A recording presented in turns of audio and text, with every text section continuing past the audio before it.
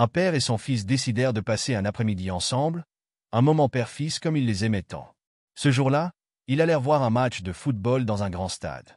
Le garçon, à peine âgé de 8 ans, tenait fermement la main de son père.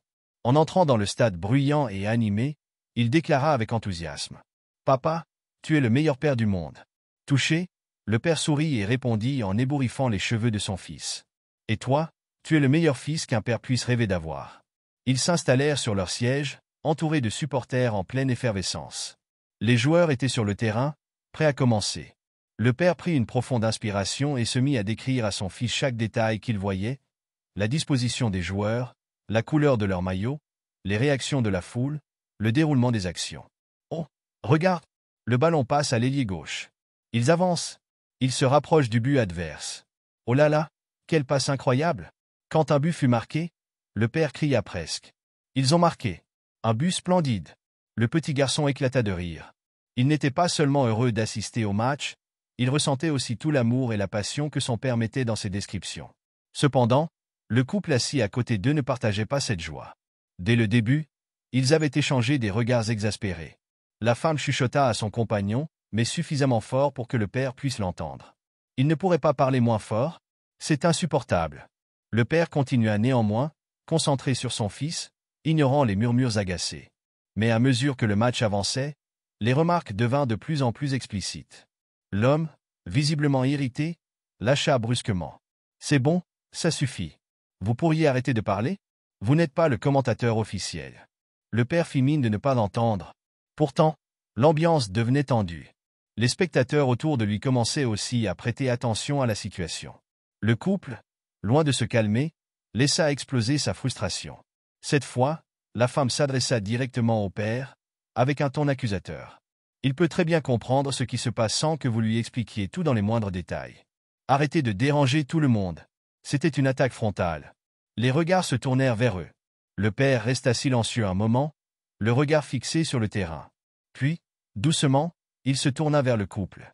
Sa voix était calme, mais teintée d'une émotion profonde. « Mon fils ne peut pas voir ce qui se passe sur le terrain. Il est aveugle. Une maladie rare l'a privé de la vue à l'âge de 5 ans. Ce que vous entendez, ce n'est pas une simple description. C'est ma façon de lui faire vivre ce match, de lui offrir une image qu'il ne pourra jamais percevoir autrement. » Un silence s'abattit sur les gradins autour d'eux. Le couple, abasourdi, resta sans voix. Les regards de reproche qu'il lançait au père quelques instants plus tôt furent remplacés par une honte palpable. Le père, sans attendre une réponse, se tourna à nouveau vers son fils. Il posa une main affectueuse sur son épaule et reprit son récit, comme si rien ne s'était passé. Ils viennent de reprendre la balle. Le joueur court le long de la ligne de touche. Ah, il tente un centre. Le petit garçon, insouciant du tumulte autour de lui, posa sa main sur celle de son père et dit avec douceur. « Papa, je t'aime. Merci de me montrer ce match avec ton cœur. » Ces mots, simples et sincères, firent mouche. Les spectateurs autour, émus, murmurèrent des mots d'encouragement au père.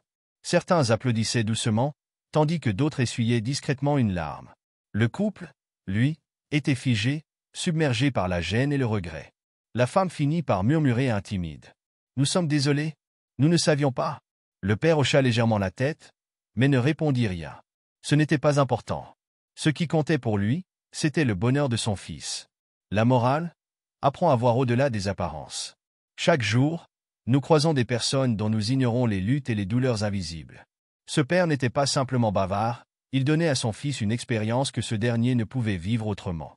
Avant de juger ou de critiquer, demandons-nous si nous comprenons vraiment ce que l'autre traverse. La compassion et l'écoute sont parfois plus importantes que l'indignation ou l'inconfort. Un message pour tous, partageons cette histoire. Elle est un rappel puissant, chacun mérite d'être compris, même dans ses gestes les plus banals. Et surtout, elle montre que l'amour d'un père peut illuminer les ténèbres d'un monde invisible. Cœur rouge.